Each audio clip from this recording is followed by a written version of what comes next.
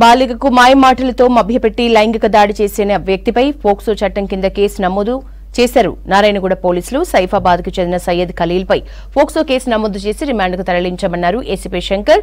హిమాయత్ నగర్ లో first year చదువుతున్న minor ని గత 3 ఏళ్లుగా ప్రేమిస్తున్నానంటూ సయ్యద్ ఖలీల్ వేధించాడని తెలిపారు ఏసీపీ.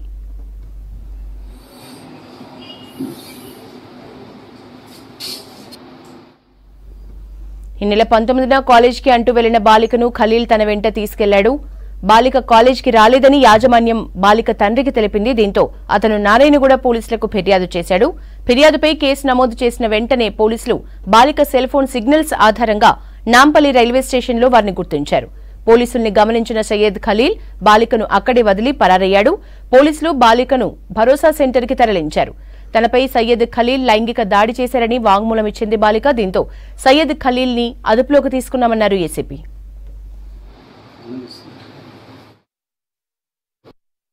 ఏరియా అమ్మాయి మన కాలేజీలో మన నారాయణగూడ ఏరియా కాలేజీలో ఫస్ట్ ఇయర్ చదువుతుంది. అమ్మాయి వాళ్ళ ఫాదర్ వచ్చి దించి వెళ్ళిపోయిన తర్వాత కాలేజ్ యాజమాన్యము వాళ్ళ ఇంటికి ఫోన్ చేసి మీ అమ్మాయి కాలేజీకి రాలేదు అని చెప్తే ఇమ్మీడియట్లీ వాళ్ళ ఫాదరు కంగారుగా వచ్చి కాలేజ్ చూస్తే వరకు కాలేజీలో అటెండెన్స్ లేదు. వచ్చి ఇమ్మీడియట్లీ ఆయన ఏం చేసిండంటే కంప్లైంట్ ఇవ్వడం జరిగింది పోలీస్ స్టేషన్లో.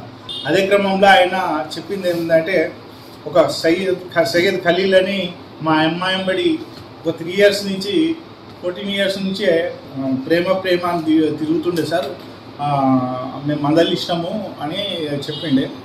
షఫీ ఎస్ఐ గారి ఆధ్వర్యంలో ఒక టీంని ఏర్పాటు చేయడం జరిగింది. అయితే ఈ పారిపోయిన వ్యక్తి నిన్న మన ఏరియాలో తిరుగుతుంటే నిన్న పట్టుకొని విచారిస్తే అతను అంగీకారం ఒప్పందం కన్ఫెషన్ చేసిండు.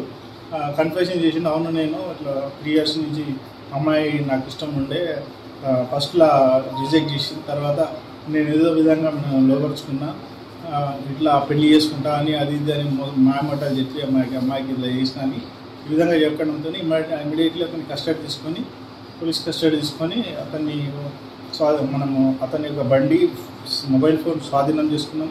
ఈరోజు జ్యుడిషియల్ రిమాండ్కు తరలించడం జరుగుతుంది.